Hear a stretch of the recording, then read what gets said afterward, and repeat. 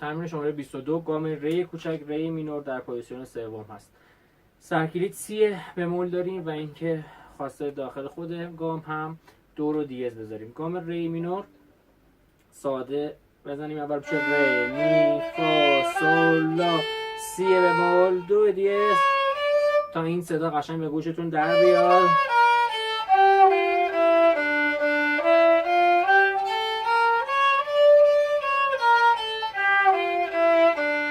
این گام ره.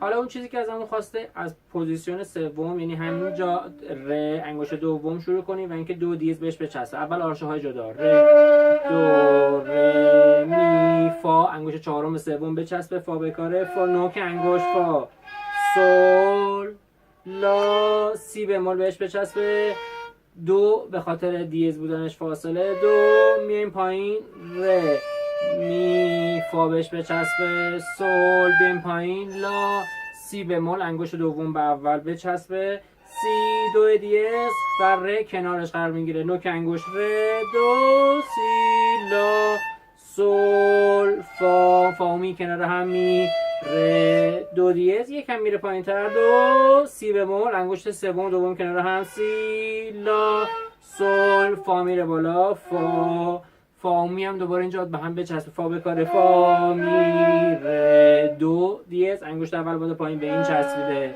حالا با هم میزنیم با یه آرشه، ره دو ره می فا سول لا سی دو ره می فا سول لا سی دو ره دو سی لا سول فا می ره دو سی لا سول فا می ره دو ره.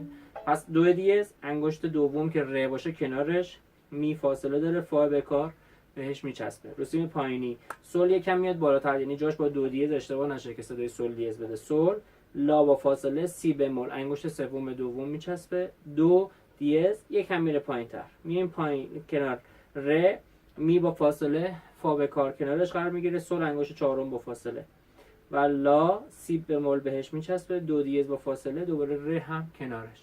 این میشه حالت انگشت گذاری برای گام ری مینور. میتونید تیونر بذارید که جای صحیح انگشت گذاری رو پیدا کنید.